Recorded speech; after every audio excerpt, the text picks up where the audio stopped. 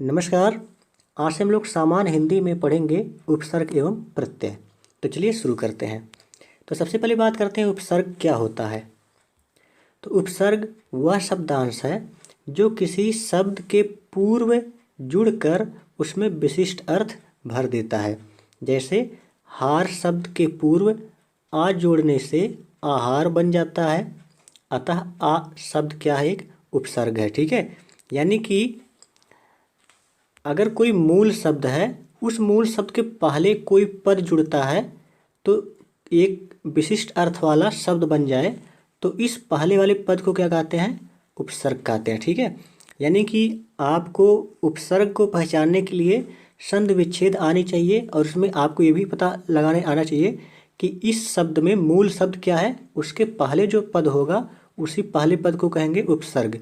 यानी कि उपसर्ग क्या होता है, किसी मूल शब्द के पहले जुड़े हुए पद को उपसर्ग कहते हैं। ठीक है, उसके बाद प्रत्यय देखते हैं क्या होता है।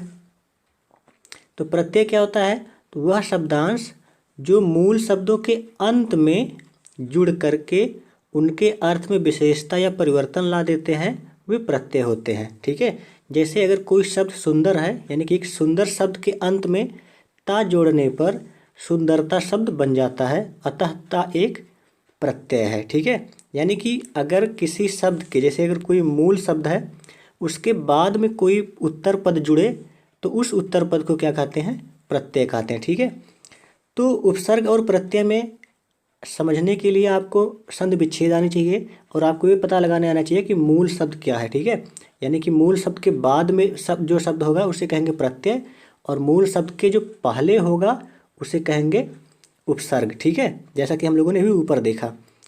तो कभी कभी कुछ ऐसा होता है कि कभी कभी एक ही मूल शब्द में उपसर्ग एवं प्रत्यय दोनों का प्रयोग होता है। ठीक है, हालांकि ऐसा बहुत कम होता है कि जब किसी मूल शब्द में उपसर्ग एवं प्रत्यय दोनों लगे हों, लेकिन कभी कभी कुछ शब्द ऐसे होते हैं जिसमें उपसर्ग एवं प्रत्यय दोनों का प्रयोग होता है। जैसे स्वतंत्रता शब्द में अगर देखा जाए तो यहाँ पर मूल शब्द है तंत्र।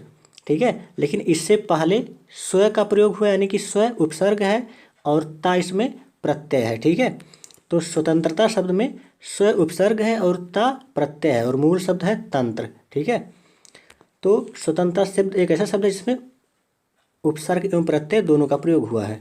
ठीक है, कभी कभी दो प्रत्ययों का एक साथ प्रयोग होता है। जैसे समझदारी शब्द में यहाँ पर मूल शब्द है समझ, लेकिन इसमें दो प्रत्यय, एक दार और एक ई। ठीक है, तो समझ में दार और ई जुड़ करके बन गए समझदारी। ठीक है, तो इस तरह से कभी कभी मूल शब्द में उपसर्ग एवं प्रत्यय दोनों जुड़े होते हैं, कभी कभी उसमें दो प्रत्यय एक साथ जुड़े गए होते हैं। ठीक है, लेकिन अधिकतर ऐसा होता है कि एक ही उपसर्ग होगा या फिर एक ही प्रत्यय होगा। तो चलिए इस पर कुछ प्रश्नों को देखते हैं जो परीक्षाओं में पूछे गए हैं। ठीक है, जैसे इसमें दिया है कि निम्नलिखित में से उपसर्ग रहित शब्द कौन सा है। तो उपसर्ग रहित का मतलब क्या होता है कि जिसमें उपसर्ग ना हो। तो अगर जिसमें उपसर्ग नहीं होगा तो उसमें क्या होगा, प्रत्यय होगा। ठीक है, तो उपसर्ग नहीं होगा यानी कि यहाँ पर देखेंगे मूल शब्द के पहले कोई पद जोड़ा गया है कि नहीं जोड़ा गया है। तो जैसे इसमें पहले में क्या है, सुयोग। सुयोग में क्या है, मूल शब्द है योग, यानी कि योग से पहले, इस योग शब्द से पहले सु जोड़ा गया, यानी कि सु यहाँ पर उपसर्ग है। ठीक है, विदेश बी में है, बी ऑप्शन है विदेश, यानी कि यहाँ पर मूल शब्द है विदेश, तो देश के पहले वी जोड़ा गया है, यानी कि यहाँ पर वी उपसर्ग है। सी ऑप्शन में यहाँ अत्यधिक है, अत्यधिक में क्या है, अति उपसर्ग है। ठीक है, तो देखिए ए बी सी में तीनों में उपसर्ग हैं और यहाँ पर सुरेश में क्या आता है, सुर, सुर धन ईश, यानी कि सुर मूल शब्द पहले है, उसके बाद ईश यानी कि यहाँ पर प्रत्यय लगा है। ठीक है, तो ए बी और सी ये तीनों ऐसे शब्द हैं जिसमें उपसर्ग का प्रयोग है। डी एक ऐसा शब्द है जिसमें उपसर्ग का प्रत्यय नहीं, यानी उपसर्ग का प्रयोग नहीं, यानी कि प्रत्यय का प्रयोग है। तो हमारा आंसर होगा डी, यानी कि डी एक ऐसा शब्द है जो उपसर्ग रहित शब्द है, यानी कि जिसमें उपसर्ग नहीं है। ठीक है, तो इस तरह के प्रश्न पूछे जा सकते हैं, तो आप अगर पूछे जाए तो आप बता सकते हैं। ठीक है, जैसे इसमें दूसरे प्रश्न में दिया है कि किस शब्द में उपसर्ग का प्रयोग हुआ है। उपसर्ग मतलब जो मूल शब्द के पहले कौन सा शब्द लगाया गया। ठीक है, तो उपकार में अगर देखेंगे तो यहाँ पर मूल शब्द क्या है, कार्य। ठीक है, उपकार मतलब किसी पर कोई किसी के लिए कोई काम करना या किसी की भलाई करना, ठीक है। तो यहाँ मूल शब्द है कार और उसके पहले उपशब्द लगा है, तो यहाँ पर उप क्या है, उपसर्ग है, ठीक है। तो यानी कि उपकार में उप प्रत्यय लगा, नहीं उपसर्ग लगा है, ठीक है। तो हमारा आंसर होगा ए। अगर बाकी के ऑप्शन चेक करना चाहें तो चेक कर सकते हैं। यहाँ पर देखिए लाभदायक में मूल शब्द है लाभ, यानी कि इसमें अगर मूल शब्द लाभ है तो इसके बाद वाला शब्द दायक, यहाँ पर क्या होगा, ये प्रत्यय होगा, ठीक है। पढ़ाई में मूल शब्द है पढ़ना, तो पढ़ना के बाद जो भी जुड़ा होगा वो प्रत्यय होगा, ठीक है। अपनापन में मूल शब्द है अपना और उसके बाद जो है वो प्रत्यय है। तो यहाँ पर देखिए लाभदायक में, पढ़ाई में और अपनापन में प्रत्यय का प्रयोग है, लेकिन उपकार में उपसर्ग का प्रयोग है, ठीक है। तो इसका आंसर होगा ए, यानी कि उपकार में उपसर्ग का प्रयोग हुआ है, ठीक है, और बाकी सब में प्रत्यय का प्रयोग हुआ है। अगला प्रश्न देखते हैं। जैसे इसमें दिया है कि निम्नलिखित में से किस शब्द में प्रत्यय का प्रयोग हुआ है। यहाँ पर प्रत्यय बताना है, ठीक है। प्रत्यय मतलब जो बाद में शब्द जुड़ा होता है। तो यहाँ पर देखिए विकल में वि उपसर्ग होगा, ठीक है। अलक में आ उपसर्ग होगा, पुलक में पु उपसर्ग है, लेकिन धनिक में यहाँ पर मूल शब्द धन है और इक यहाँ पर प्रत्यय है, ठीक है। यानी कि धनिक शब्द एक ऐसा शब्द है जिसमें प्रत्यय इक का प्रयोग किया गया है, क्योंकि मूल शब्द धन है और यहाँ पर इक प्रत्यय है, ठीक है। तो किस शब्द में प्रत्यय का प्रयोग हुआ है, धनिक में, ठीक है। तो हमारा आंसर होगा डी। तो इस तरह से आप देखिए अगर संधि विच्छेद करके आप मूल शब्द को पहचान सकते हैं तो उपसर्ग और प्रत्यय दोनों बता सकते हैं, ठीक है।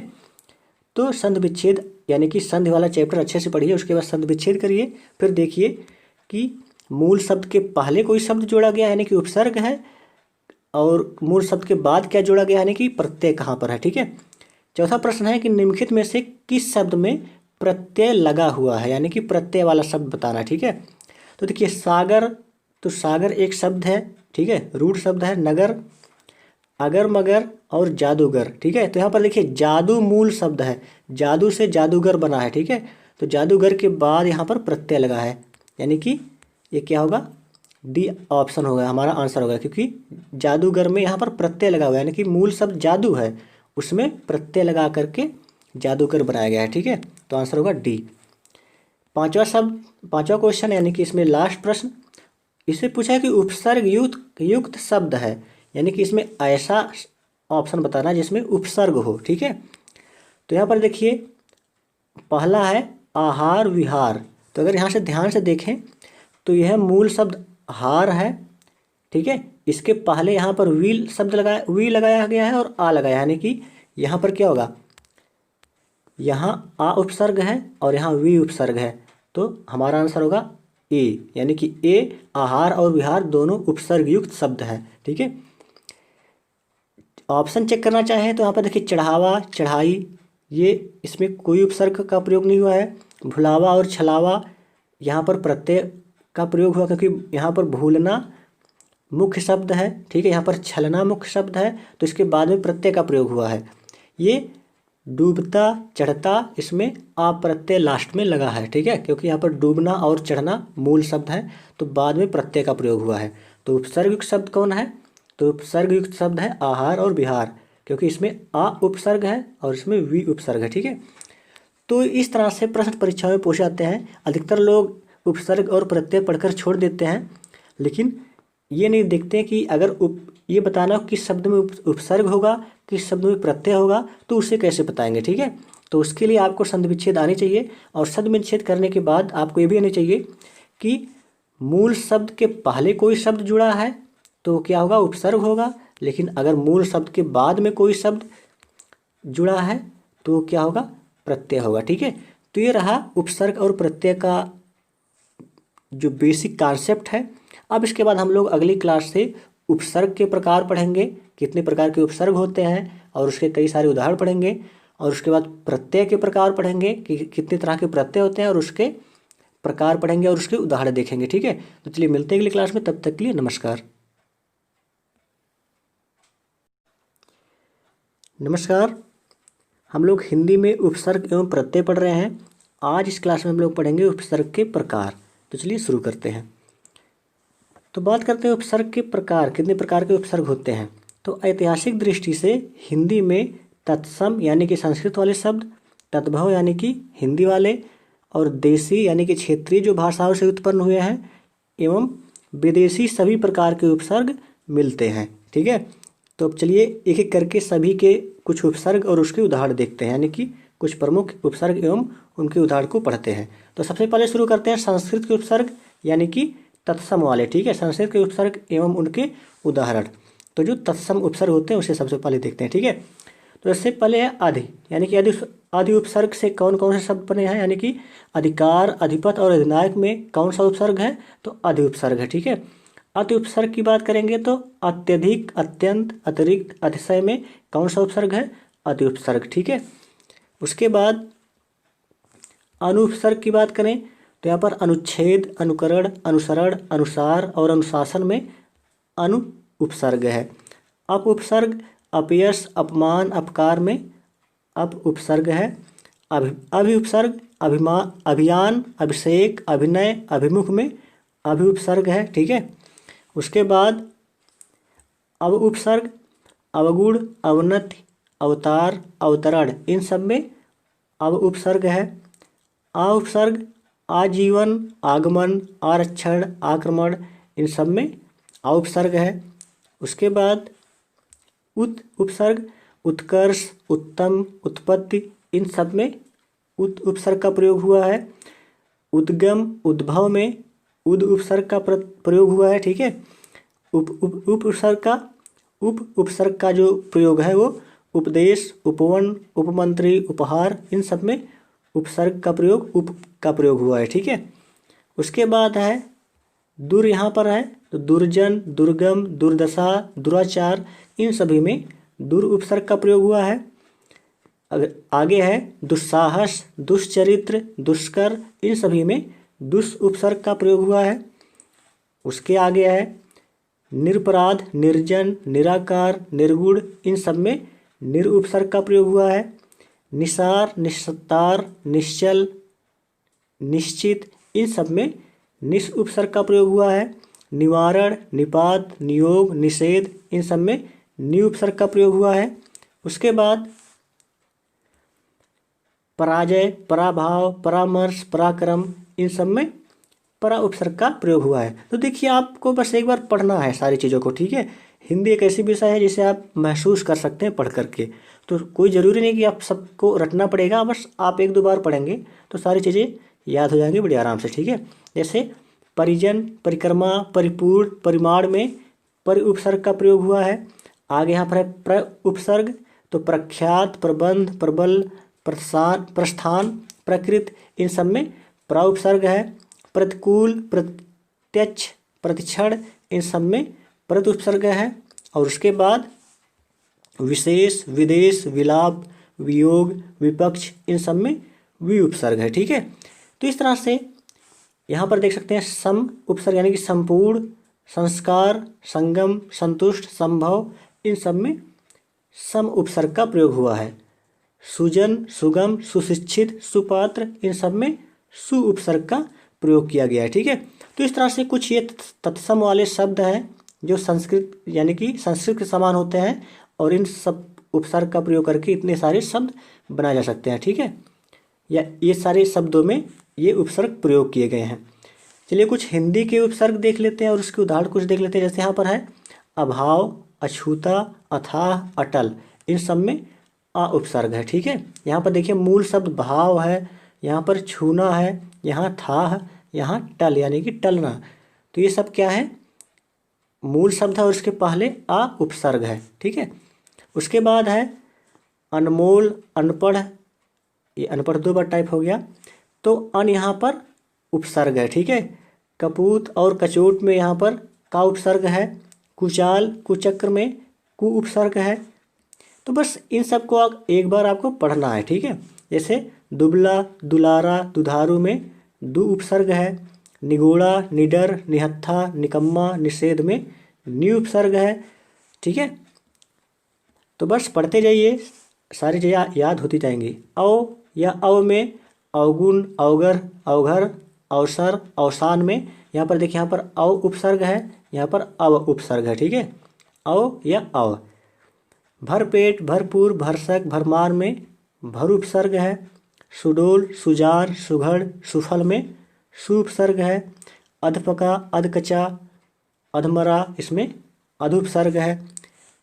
यहाँ पर देखिए आगे है 29, 39, 59, 69, इन सभी में उन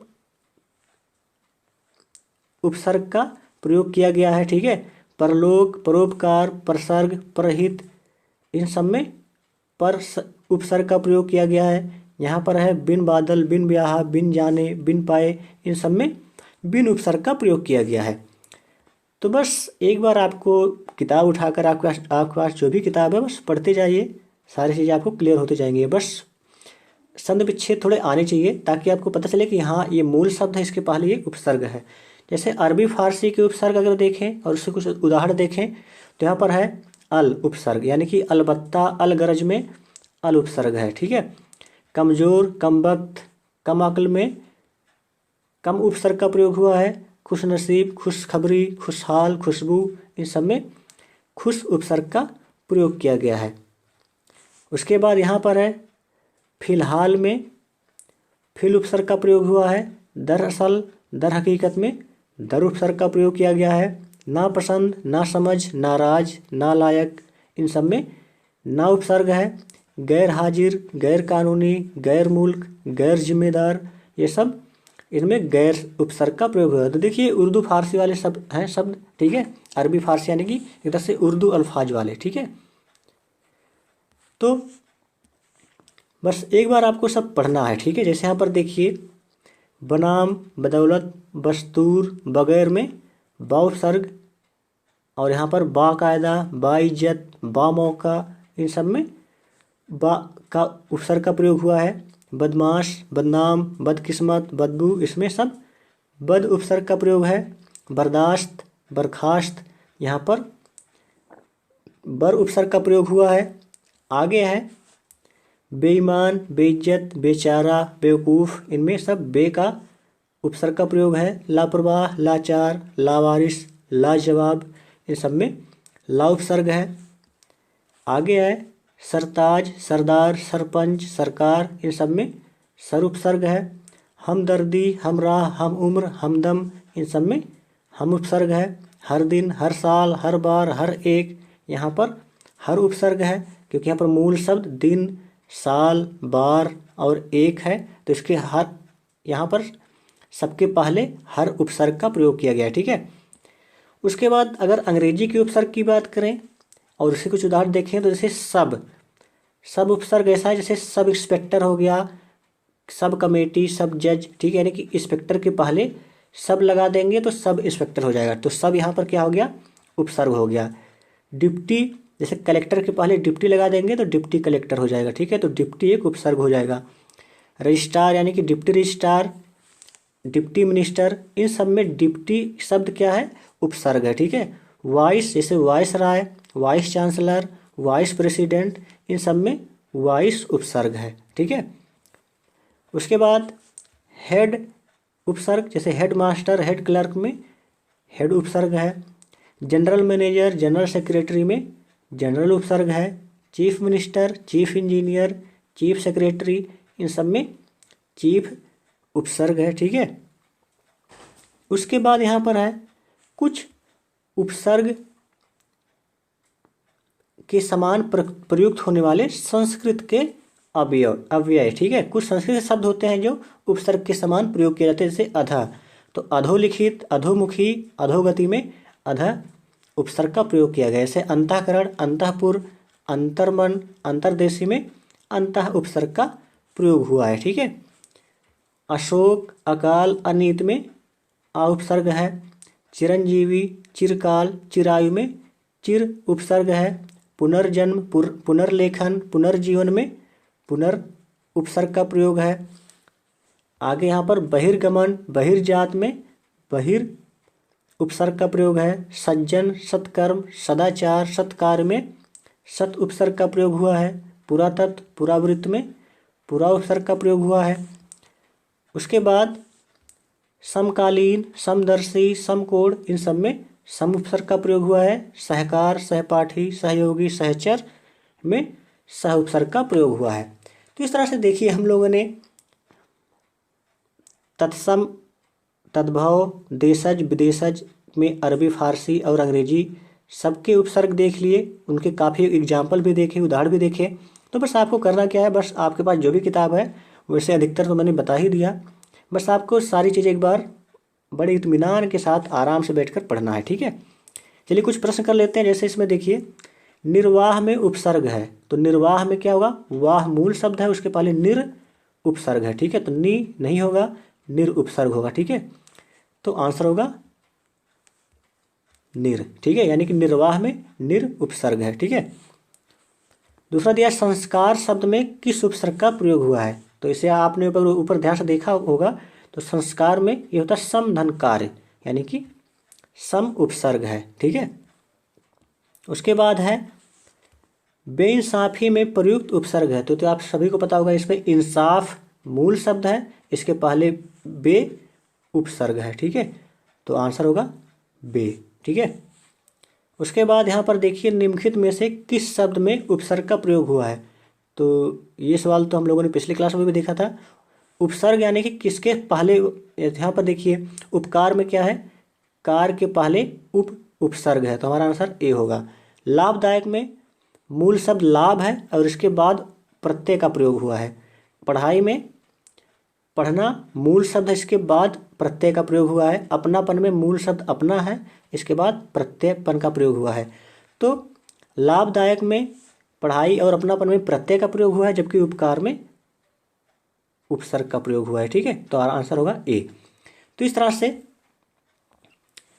हम लोगों ने काफ़ी उपसर्ग पढ़े, उसके उदाहरण भी देखे। ठीक है, चलिए मिलते हैं अगली क्लास में प्रत्यय के साथ, तब तक के लिए नमस्कार। नमस्कार, हम लोग हिंदी में उपसर्ग एवं प्रत्यय पढ़ रहे हैं।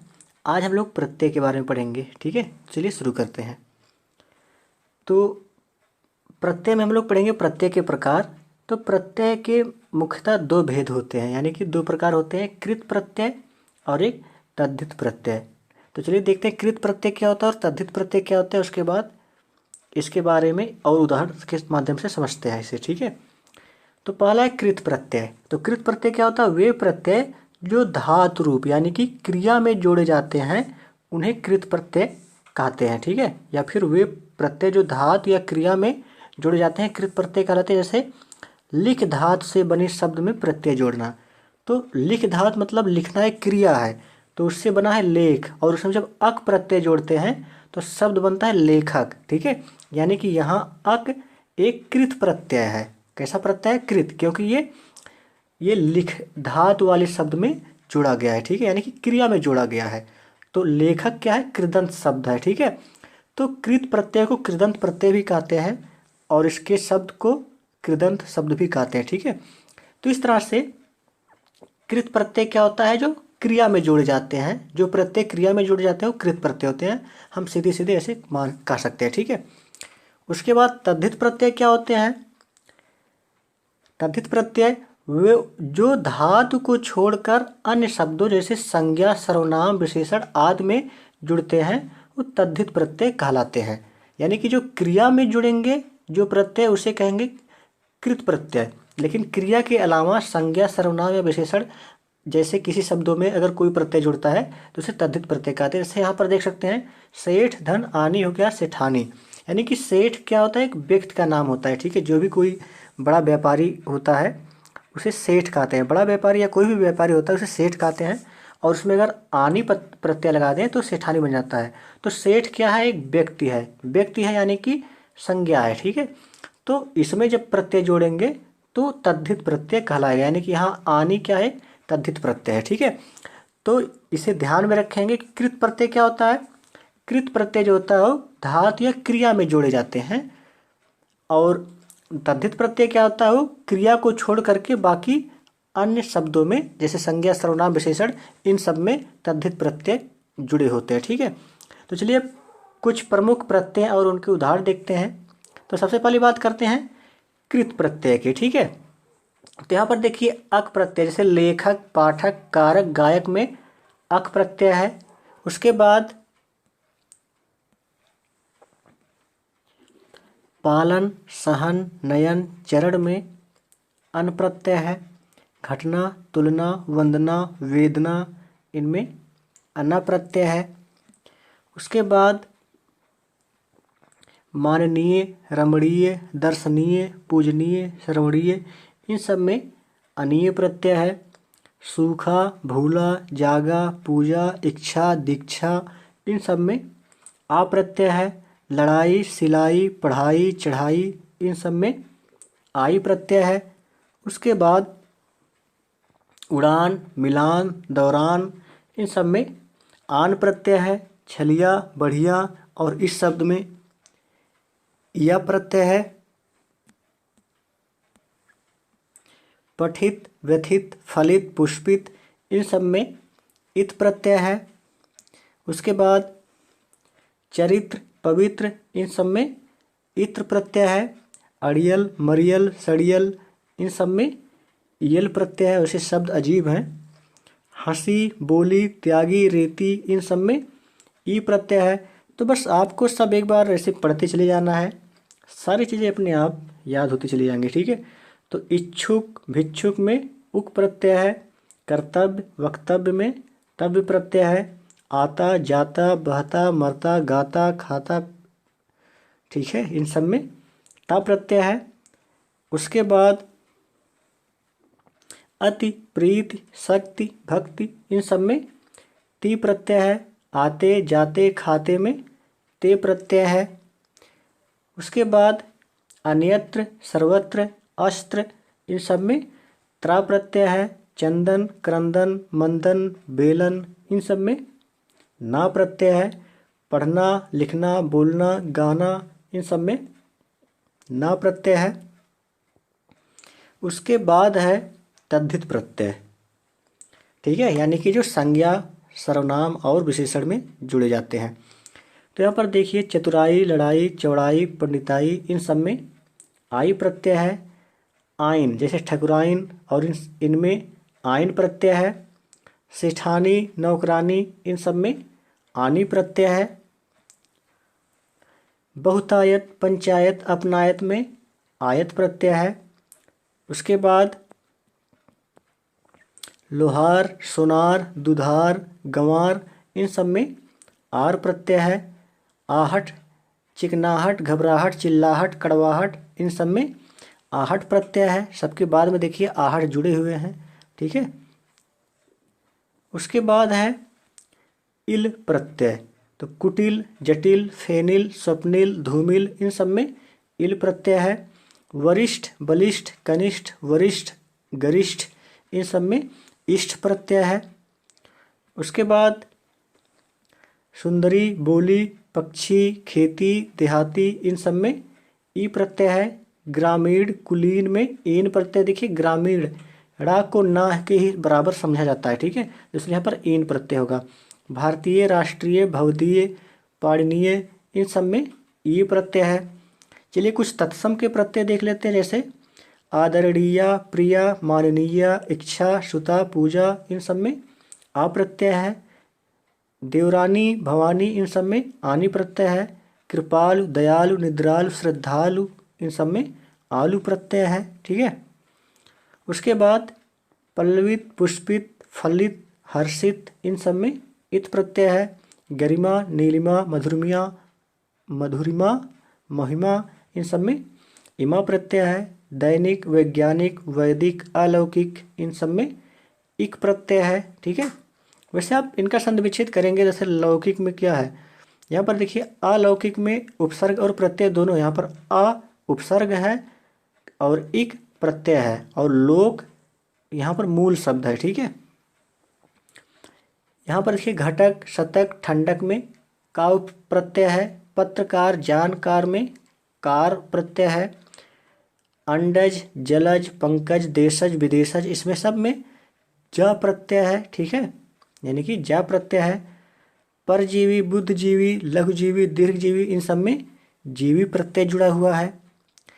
उसके बाद है आज्ञ, मर्मज्ञ, विज्ञ, सर्वज्ञ, इन सब में ज्ञा प्रत्यय है। अंशतः, वस्तुतः, स्वतः, सामान्यतः, इन सब में तः प्रत्यय है।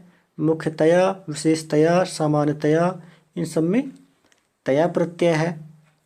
उसके बाद सुंदरतर, श्रेष्ठतर, उच्चतर, निम्नतर में तर प्रत्यय है। महत्तम, लघुत्तम, उच्चतम, निकृष्टतम, इन सब में तम प्रत्यय है।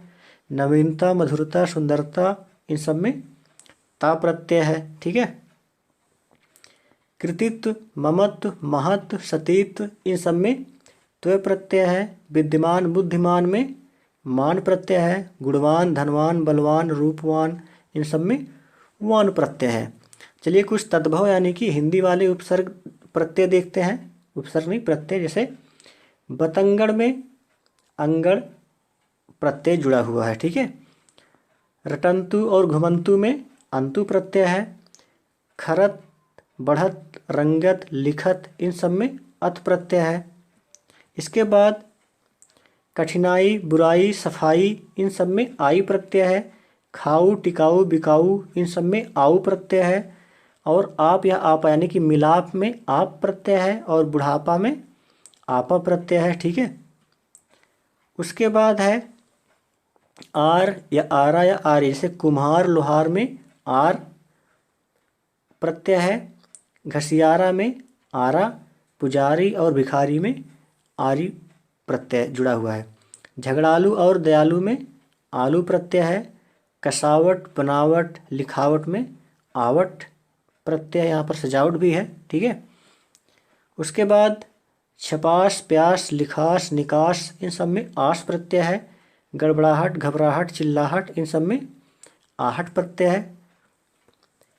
पुजारिन, इनमें इसमें इन प्रत्यय है। ठीक है। भोजपुरिया, डिबिया, चुटिया, इन सब में या प्रत्यय है। घमंडी, लालची, ऊनी, सूती, घोड़ी, लड़की, नानी, चाची, इन सब में ई प्रत्यय है। उसके बाद यहाँ पर चमकीला, पथरीला, शर्मीला, हठीला, इन सब में ईला प्रत्यय है। चचेरा, फुफेरा, ममेरा, लुटेरा, इन सब में एरा प्रत्यय जुड़ा हुआ है। भतीजा, भांजा, आत्मजा, इन सब में जा प्रत्यय है। धुंधला, निचला, पिछला, इन सब में ला प्रत्यय जुड़ा हुआ है। आने वाला, खाने वाला, ऊपर वाला, जाने वाला, इनमें सब वाला प्रत्यय जुड़ा हुआ है। इसके बाद कुछ देशज प्रत्यय देख लेते हैं। जैसे अक्कड़ यानी कि घुमक्कड़, पियक्कड़, भुलक्कड़, ये सब देखिए देसी शब्द है। ठीक है। इनमें अक्कड़ प्रत्यय जुड़ा हुआ है। अंधड़, भुक्कड़, ठीक है, इन सब में अड़ प्रत्यय जुड़ा हुआ है। चटाक, धड़ाक, फटाक में क्या है, आक प्रत्यय है। और धड़ाका, धमाका, ये सब आका प्रत्यय। देखिए ये सब देसी शब्द हैं। ठीक है। और इनमें देशज प्रत्यय जुड़े हुए हैं। जैसे फर्राटा, खर्राटा, इन सब में आटा प्रत्यय जुड़ा हुआ है। अड़ियल, दड़ियल, सड़ियल, इस सब में यल प्रत्यय जुड़ा हुआ है। वैसे तो इसे हम लोगों ने ऊपर भी देखा था। अरबी फारसी के कुछ प्रत्यय देख लेते हैं। जैसे जुर्माना, दस्ताना, मर्दाना, मस्ताना, जनाना, ये सब उर्दू के शब्द हैं। ठीक है। और यहाँ पर आना प्रत्यय है। इसमें जिस्मानी, बर्फानी, रूहानी, ये सब आनी प्रत्यय जुड़ा हुआ है। ईयत, अंग्रेजियत, असलियत, आदमियत, इंसानियत, खैरियत, ये देखिए सब उर्दू शब्द हैं अरबी फारसी के। इसमें ईयत प्रत्यय जुड़ा हुआ है।